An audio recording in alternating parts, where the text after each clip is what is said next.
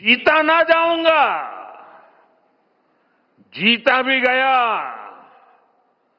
तो जीता ना आऊंगा।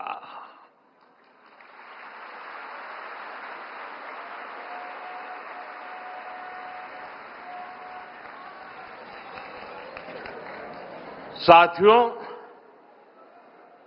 कुछ दिन पूर्व ही हमने श्री गुरु तेग बहादुर जी को उनके 350वें बलिदान दिवस पर याद किया। उस दिन कुरुक्षेत्र में एक विशेष कार्यक्रम भी हुआ था। जिन साहिबजादों के पास श्री गुरु तेग बहादुर जी के बलिदान की प्रेरणा हो, वो मुगल अत्याचारों से डर जाएंगे, ये सोचना ही गलत था। साथियों, माता गुजरी, श्री गुरु गोविंद सिंह जी और चारों साहिबजादों की वीरता और आदर्श आज भी हर भारतीय को ताकत देते हैं, हमारे लिए प्रेरणा है। साहिबजादों के बलिदान की गाथा देश में जन जन की जुबान पर होनी चाहिए थी, लेकिन दुर्भाग्य से आजादी के बाद भी देश में गुलामी की मानसिकता हावी रही। जिस गुलामी की मानसिकता का बीज अंग्रेज राजनेता मैकाले ने 1835 में बोया था, उस मानसिकता से देश को आजादी के बाद भी मुक्त नहीं होने दिया गया। इसलिए आजादी के बाद भी देश में दशकों तक ऐसी सच्चाइयों को दबाने की कोशिश की गई।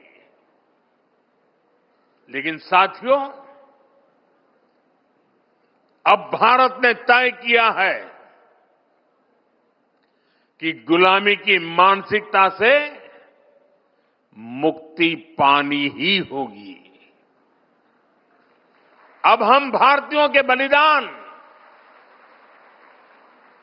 हमारे शौर्य की स्मृतियां दबेगी नहीं। अब देश के नायक नायिकाओं को हाशिए पर नहीं रखा जाएगा और इसलिए वीर बाल दिवस को हम पूरे मनोभाव से मना रहे हैं। और हम इतने पर ही नहीं रुके हैं। मैकाले ने जो साजिश रची थी साल 2035 में, उसके 200 साल अब थोड़ी समय में हो जाएंगे। इसमें अभी 10 साल का समय बाकी है। इन्हीं 10 सालों में हम देश को पूरी तरह गुलामी की मानसिकता से मुक्त करके रहेंगे। 140 करोड़ देशवासियों का एक संकल्प होना चाहिए, क्योंकि देश जब इस गुलामी की मानसिकता से मुक्त होगा, उतना ही स्वदेशी का अभिमान करेगा, उतना ही आत्मनिर्भरता की दिशा में आगे बढ़ेगा। साथियों, गुलामी की मानसिकता से मुक्ति के इस अभियान की एक झलक कुछ दिन पहले हमारे देश की पार्लियामेंट में भी दिखाई दी है। अभी संसद के शीतकालीन सत्र में सांसदों ने हिंदी और अंग्रेजी के अलावा दूसरी भारतीय भाषाओं में लगभग 160 भाषण दिए। करीब 50 भाषण तमिल में हुए, 40 से ज्यादा भाषण मराठी में हुए, करीब 25 भाषण बांग्ला में हुए। दुनिया की किसी भी संसद में ऐसा दृश्य मुश्किल है। ये हम सब के लिए गौरव की बात है। भारत की इस लैंग्वेज डायवर्सिटी को भी मैकाले ने कुचलने का प्रयास किया था। अब गुलामी की मानसिकता से मुक्त होते हमारे देश में भाषाई विविधता हमारी ताकत बन रही है। साथियों, यहां मेरा युवा भारत संगठन से जुड़े इतने सारे युवा यहां उपस्थित हैं। एक तरह से आप सभी जैन जी हैं।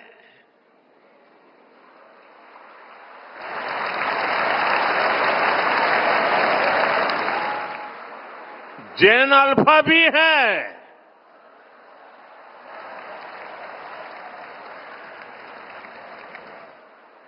आपकी जनरेशन ही भारत को विकसित भारत के लक्ष्य तक ले जाएगी।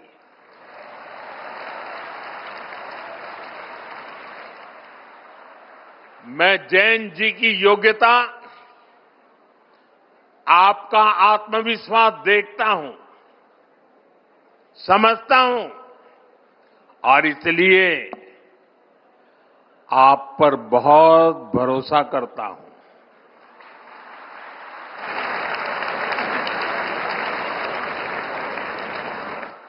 हमारे यहां कहा गया है,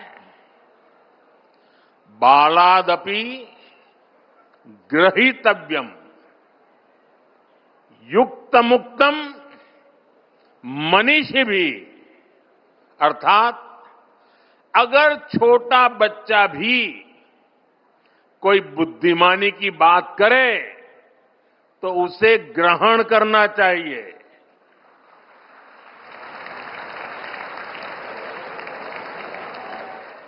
यानी उम्र से कोई छोटा नहीं होता और कोई बड़ा भी नहीं होता। आप बड़े बनते हैं अपने कामों और उपलब्धियों से।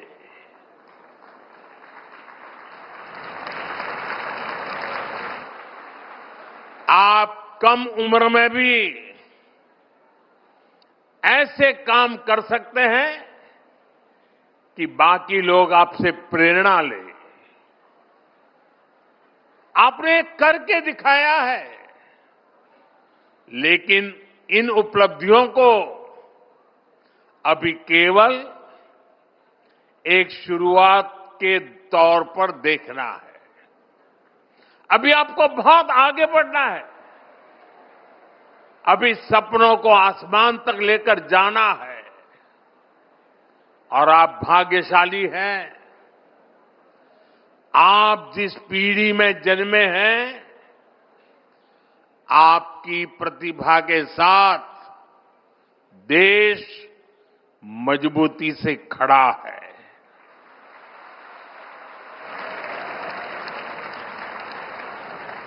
पहले युवा सपने देखने से भी डरते थे,